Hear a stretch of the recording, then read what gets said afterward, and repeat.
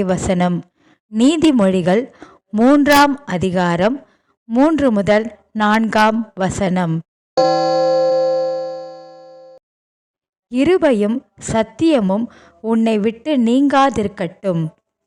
அவைகள் உன் கழுத்தில் கட்டிக்கொள், உன் இருதய பலகையில் எழுதிக்கொள். அப்பொழுது நீ தேவனுக்கும் மனுஷருக்கும் பிரியமானவனாக காணப்படுவாய். பிரியமானவர்களே, நாம் எல்லோரும் கடவுளின் தயவை அனுபவிக்க விரும்புகிறோம். ஆனால் அந்த தயவை எவ்வாறு திறந்துவிடலாம்? கடவுளின் தயவை அனுபவிக்க நாம் எதை செய்ய வேண்டும்? வேதாகமம் பல இடங்களில் கடவுளின் தயவை வெளிப்படுத்தும் விதமான சாட்சிகளையும் விதிகளையும் நமக்கு கொடுக்கிறது. யோசேப்பு சிறைக்கு சென்று மறக்கப்பட்ட போதும் கடவுள் அவரை எகிப்தின் பிரதமராக உயர்த்தினார். மோசே பேச்சு தடையுடன் இருந்தபோதும் கடவுள் அவரை இஸ்ரவேல் மக்கள் மீட்பவராக அழைத்தார். எஸ்தர் சாதாரண பெண்ணாக இருந்தபோதும் கடவுள் அவளை ஒரு தேசத்தை காப்பாற்றுவதற்காக பயன்படுத்தினார். கடவுளின் தயவை திறந்து விடுவதற்கான 3 முக்கிய வழிகள். தேவனின் வார்த்தையில் நிலைத்திருக்க வேண்டும். அவருடைய வார்த்தை நம்முடைய பாதைக்கு விளக்கும், நம்முடைய வழிக்கு சுடருமாக இருக்கும். உன்னதமான நம்பிக்கையோடு ஜெபிக்க வேண்டும். நம்பிக்கை இல்லாமல் தேவனுக்கு பிரியமானவராக இருக்கக்கூடாது. கர்த்தரின் சித்தத்திற்கு இணங்க நடக்க வேண்டும். அவர் தம்மை நேசிப்பவர்களுக்காக விசேஷமான ஆசீர்வாதங்களை வைத்துள்ளார். நாம் இந்த 3 விஷயங்களையும் கடைபிடிக்கும் போது கடவுளின் தயவு நம் மீது திறந்து விடப்படும். கடவுளின் தயவு நம்மை மாற்றுவதில்லை, நம்மை ஆளும் விதிமுறைகளையே மாற்றிவிடும்.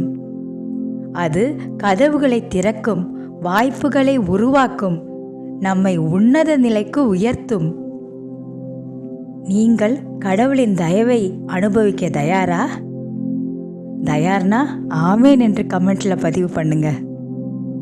இப்பொழுது என்னோடு சேர்ந்து இந்த வார்த்தையை சொல்லுங்கள்.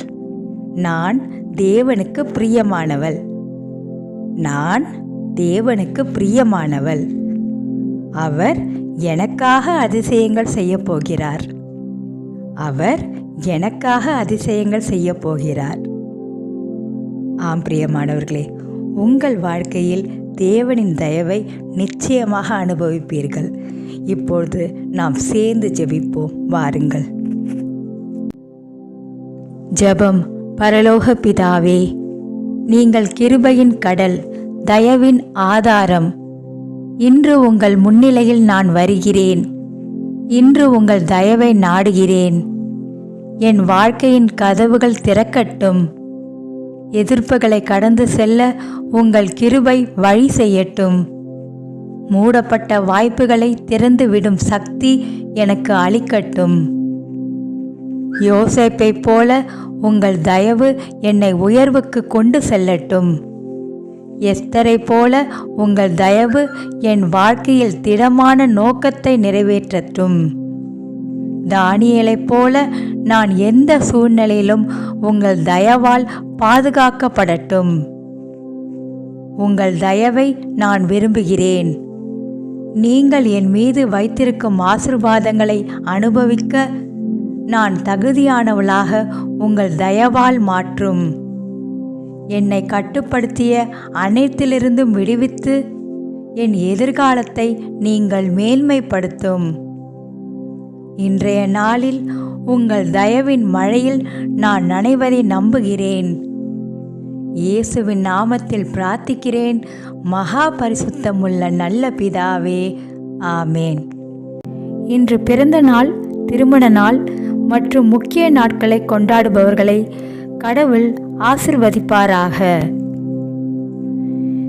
தேர்வு எழுதும் நபர்கள், மருத்துவ அறிக்கைகள் மற்றும் தேர்வு முடிவுகளுக்காக காத்திருக்கும் நபர்கள், நிதி மற்றும் பிற பிரச்சனைகள் உள்ளவர்கள் பயப்பட வேண்டாம். கடவுள் உங்களுடன் இருக்கிறார். அவர் உங்களை ஆசிர்வதிப்பார். கர்த்தர் உங்களை மேன்மைப்படுத்துவாராக. உங்கள் விசுவாசத்தின் அடையாளமாக ஆமேன் என்று கமெண்ட் செய்யுங்கள்.